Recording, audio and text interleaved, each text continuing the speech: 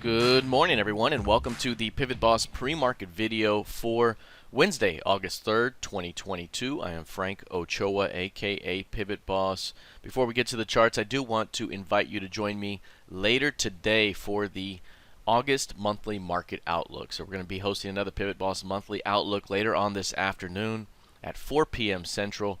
The link is provided in the description below. This is a free event to anyone who wants to attend. I will also record it and post it later on as well. We'll be talking stocks, futures, crypto, seasonality, and we'll also be taking your requests as I give additional prospects for the month. Again, later on this afternoon, the monthly market outlook at 4 p.m. Central, and I'd love to see you there. All right, let's take a look here at the ES. You'll see right now the ES is in a very narrow 4-day range. So we've been developing this narrow range of price action throughout the week. Friday had a finishing day at the highs, and so far here, look how narrow this is, 39.7% of average right now.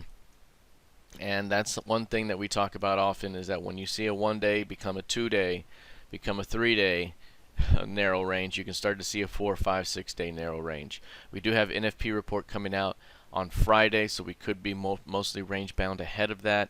But this is clearly building some energy. It's happening after strength. Last time we saw a 5-day range build after strength, we saw a failed new low and another push higher. So right now we do have very good short-term directional movement here to the upside. Another narrow range that has developed, higher value relationship, broken through some recent resistance here on a short-term basis. If price can pull back and find some strength, we could be looking at another continuation up above. Obviously, that's on a very short-term basis. We've been seeing short-term swings to the upside, but we are still within a very bearish trend overall. And this is about the zone here where if we are going to turn down, perhaps we start to turn down sometime sooner than later, which could put us back into the range, perhaps back on lows. So is this uptrend going to withstand another pullback and go?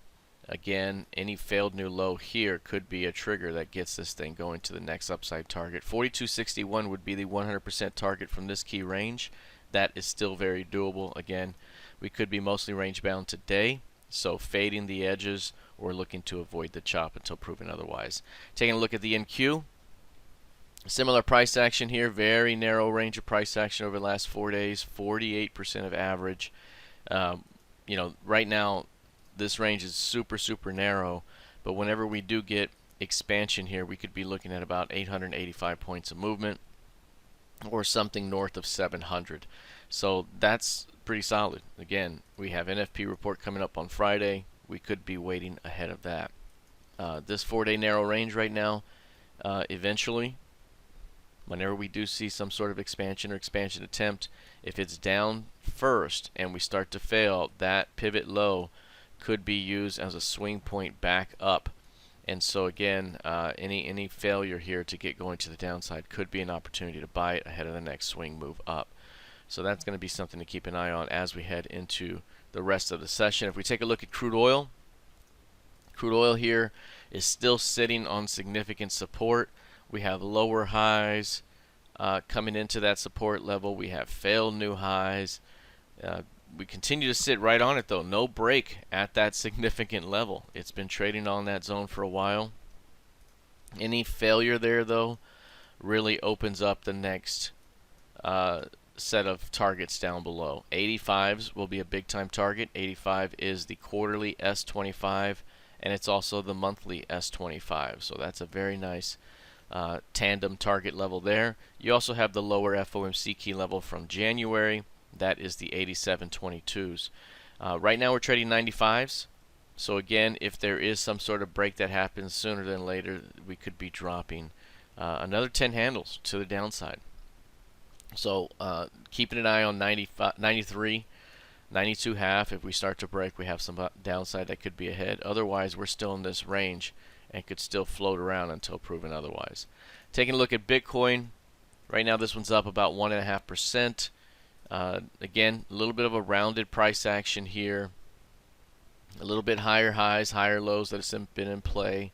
It's trying to make a move off these lows. Hasn't been very spectacular just yet, and still appears at risk of some sort of downside break up ahead. So again, keeping an eye on crude oil, or Bitcoin rather, and watching the 22K level. Any failure to hold 22K could open up some downside up ahead. Looking at ETH futures, this one's up about 1.3%. This one's had a little bit better strength off the lows. It's had a better trend to the upside on a short-term basis, has recovered market structure on a short-term basis. Really, really nice. Right now, developing modified Pima crossover buy signal. This signal is typically a trend confirmed buy signal. So again, you can see there's no signals here in the chart except for here after we've seen some strength. This one needs the entire day here to finish up, but if that signal comes into play, could we be looking at a bit more strength? It's happening inside the Pima trigger zone. Upward slope to this line right now, and again, any pullbacks have been bought so far in the short term. Will that last? We will see. Right now, the main level continues to be 1300, 1350. A failure there could be significant. All right, that is it for now. We'll see how this plays out heading into the rest of the session. Again, a reminder, we will be hosting the monthly market outlook later on this afternoon at 4 o'clock p.m. Central using the link in the description below. Can't wait to see you there later on today. All right, everyone, have a fantastic rest of your day, and I'll see you in the room. Take care.